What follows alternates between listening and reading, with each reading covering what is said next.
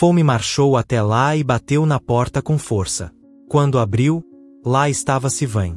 Na hora, ele ficou possesso. Furioso, arrastou os dois para a sala, onde começou um verdadeiro interrogatório. Não demorou para que Kel confessasse tudo. Ele e Sivan estavam envolvidos havia um mês, tudo porque ele não conseguia pagar o aluguel. E aí, bem-vindo de volta ao nosso canal. Hoje a gente vai mergulhar em mais uma daquelas histórias reais que parecem roteiro de filme. Dessa vez, vamos direto para a cidade de Phonsavan, no Laos, onde aconteceu algo simplesmente inacreditável. Imagina só, uma mãe que aluga quartos na própria casa. Até aí, nada demais, né? Mas a coisa sai completamente do controle quando ela acaba se envolvendo com não um, mas dois dos hóspedes. Como isso aconteceu? O que rolou depois? Bora dar uma olhada mais de perto nessa história maluca.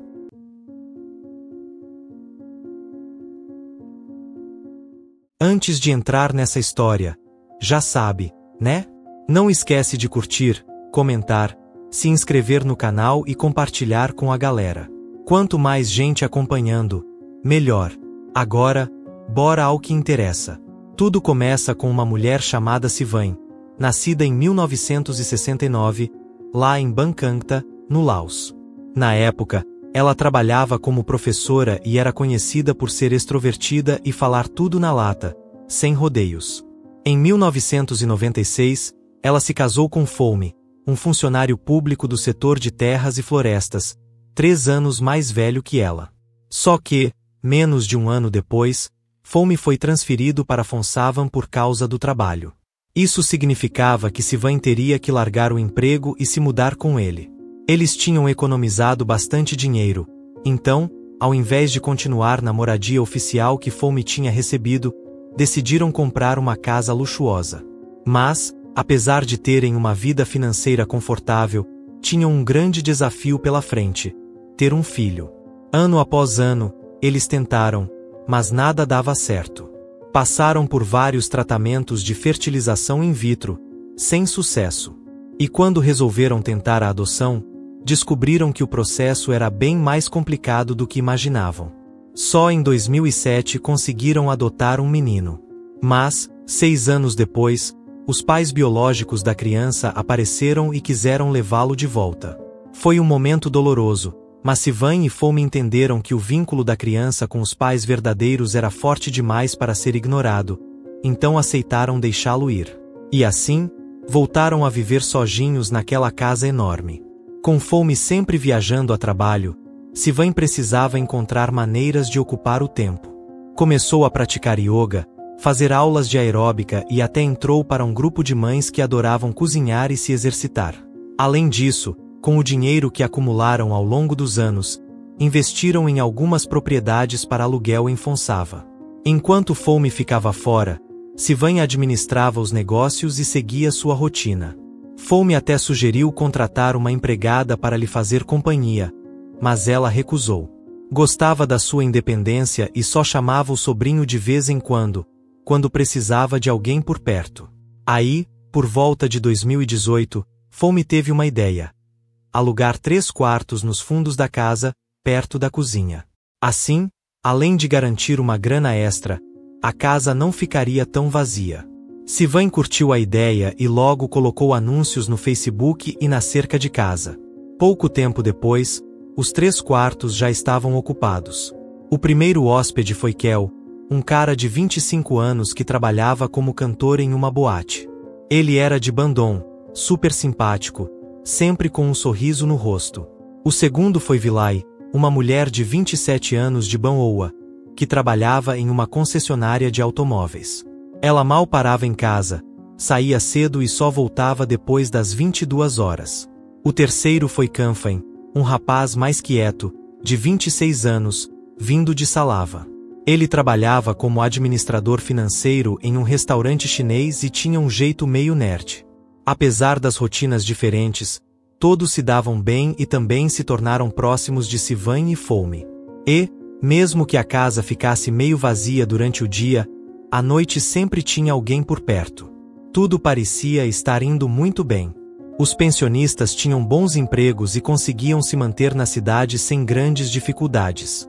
Mas aí veio o caos. No começo de 2020, a pandemia chegou e virou tudo de cabeça para baixo. A economia sofreu um baque enorme, e muitas empresas, incluindo os lugares onde Kel e Canfen trabalhavam, começaram a enfrentar problemas sérios. As casas noturnas e os restaurantes foram os mais afetados, com restrições de horário, menos clientes e até fechamentos forçados. Kel e Canfen ainda estavam trabalhando, mas a situação estava cada vez mais difícil. Os turnos diminuíram, os salários atrasavam e a grana já não dava mais para cobrir tudo. Vilay teve um pouco mais de sorte, já que a concessionária onde trabalhava seguiu funcionando, mas ela também conhecia gente que estava passando apertos financeiros. Para Kel, a coisa estava feia. A boate onde ele cantava só abria uma vez por semana e por poucas horas, o que derrubou sua renda de vez. Desesperado, ele procurou Sivan e pediu um tempo para pagar o aluguel, garantindo que acertaria tudo assim que pudesse. No começo, Sivan não quis nem saber e recusou o pedido. Mas, vendo a situação complicada do rapaz, não teve coragem de colocá-lo na rua e acabou dando um prazo extra. O problema era que Canfen também estava devendo. Os meses passaram e a paciência de Sivan começou a se esgotar. Kel já estava sem pagar o aluguel fazia 4 meses. No dia 15 de agosto de 2020, ela perdeu a paciência de vez e disse que ele precisava sair. Mas Kel entrou em desespero. Chorando, implorou para ficar, dizendo que não tinha para onde ir. Foi aí que, aproveitando que Fome estava fora, Sivan fez uma proposta. Ele poderia compensar o aluguel de outra forma. Kel aceitou, e assim começou um acordo entre os dois que durou por um tempo. Só que tudo virou de ponta cabeça na tarde de sexta-feira, 11 de setembro de 2020. Fome voltou para casa mais cedo do trabalho e percebeu que Sivan não estava no quarto. Achando estranho, perguntou a Vilay, que estava na varanda dos fundos, onde a esposa dele estava. Sem pensar muito, Vilay apontou para o quarto de Kel. Fome marchou até lá e bateu na porta com força. Quando abriu, lá estava Sivan. Na hora, ele ficou possesso. Furioso, arrastou os dois para a sala, onde começou um verdadeiro interrogatório. Não demorou para que Kel confessasse tudo. Ele e Sivan estavam envolvidos havia um mês, tudo porque ele não conseguia pagar o aluguel. Fome não quis saber de mais nada. Disse que Kel tinha que sair imediatamente ou ele chamaria a polícia. Sem outra escolha, Kel fez as malas e sumiu. Ninguém sabe ao certo o que aconteceu com ele depois disso, mas uma coisa era certa. Fome não ia tolerar mais esse tipo de situação. Quanto a Sivan, ela tentou se desculpar de todas as formas. E, por mais que estivesse furioso, Fome acabou perdoando. Algumas semanas depois, ele precisou viajar a trabalho de novo. Para garantir que nada de estranho acontecesse, pediu para sua sobrinha viúva, Siti, ficar na casa por um tempo e fazer companhia para Sivan. Siti aceitou e levou o filho de 4 anos com ela. Fome achava que isso ajudaria a manter tudo sob controle, mas, no fundo, ainda estava preocupado com Canfen. Depois do que aconteceu com Kel, ele só esperava que Sivan tivesse aprendido a lição. Mas então veio o dia 26 de setembro de 2020, um sábado à noite. Era por volta das 22 horas quando Sivan viu Vilay saindo do quarto com um homem. Aquilo a irritou profundamente. Ela não gostava da ideia de Vilay trazendo alguém para casa, principalmente para um espaço alugado dentro da sua própria propriedade. Só que Vilay não ficou quieta. Ao invés de se desculpar, riu e soltou: "Ah, para com essa pose de dona da moral. Eu sei muito bem o que você andou fazendo com Canfen. Kel já era, e agora Canfen também foi devorado." Foi a gota d'água. Sivan explodiu. Sem pensar 2 vezes, agarrou Vilay pelos cabelos e puxou com força. Siti, que estava ali assistindo tudo, correu para separar as duas antes que a briga piorasse. Sivan, ainda tomada pela raiva, mandou Vilay arrumar suas coisas e ir embora.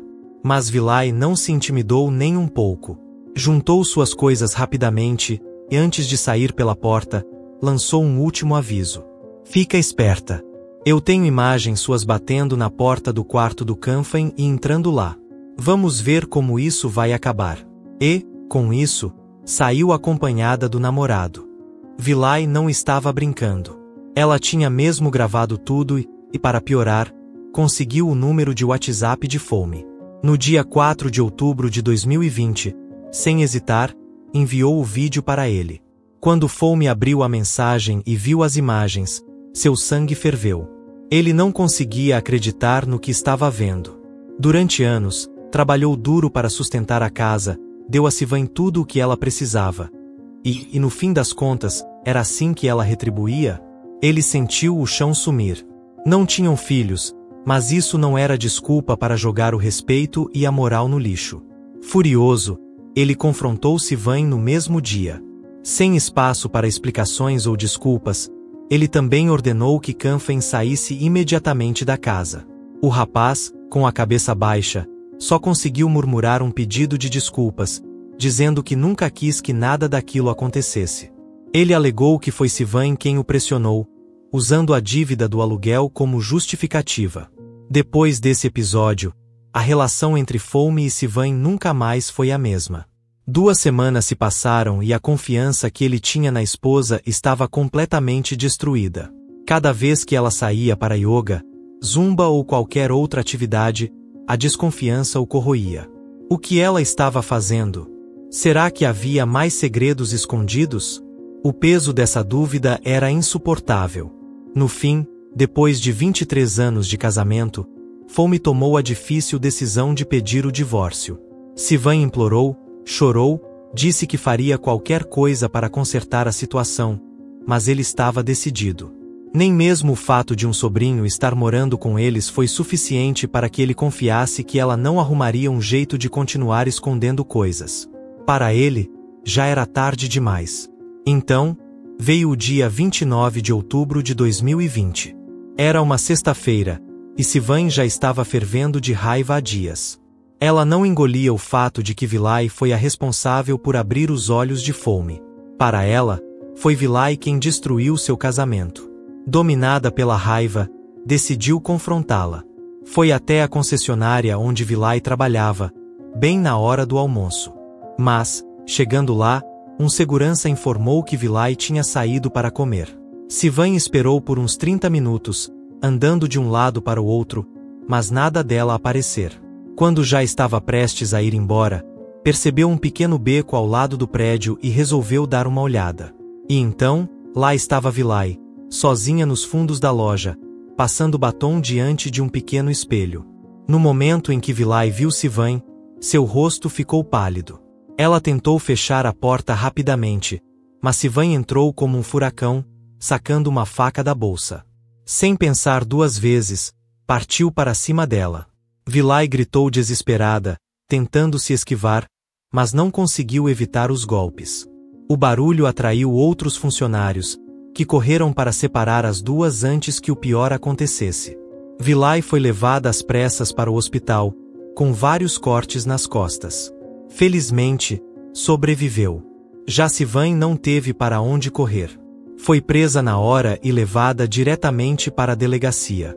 Na sala de interrogatório, ainda cheia de ódio, tentou se justificar. Disse que guardava rancor de Vi-Lai há tempos e a culpava por ter influenciado Fome a pedir o divórcio. Disse que Vi-Lai sempre foi um problema. Chegava tarde, levava homens para casa, fazia barulho de madrugada e bebia demais. Segundo ela, já devia ter expulsado a moça há muito tempo, mas foi tolerante demais. Mas Vi-Lai não deixou barato. Ao se recuperar, deu sua versão da história, e era bem diferente. Chamou tudo o que Sivan disse de mentira e disse que a dona da casa só queria desviar a atenção de suas próprias ações. Apresentou provas de que Sivan teve envolvimento com 2 dos pensionistas, incluindo Khanfeng. Para ela, essa explosão de violência não passava de um reflexo do desespero de Sivan diante da verdade. Enquanto isso, Fome já tinha começado os trâmites do divórcio. Para ele, aquele ataque contra Vi-Lai só confirmou que sua decisão estava certa. Ele mal reconhecia a mulher com quem viveu por mais de 2 décadas. Onde estava a Sivan gentil e carinhosa que ele conheceu? Agora, tudo o que via era alguém tomada pela raiva, impulsiva e descontrolada. Antes de virar as costas para sempre, disse apenas uma coisa a ela. Para de culpar Vilay e olha para si mesma. Se ela não tivesse te desmascarado, você teria parado? Sivan não conseguiu responder. Apenas ficou ali, parada, sem palavras. Depois de toda a confusão, Sivan, através de seu advogado, tentou contornar a situação. Queria um acordo, algo que evitasse mais desgaste. Ela entrou em contato com Vilay e Foumi, na esperança de resolver tudo de forma discreta. Seu advogado até ofereceu cobrir todas as despesas médicas de Vilay e qualquer outro prejuízo, desde que ela retirasse a denúncia na polícia. Mas Foumi não caiu nessa.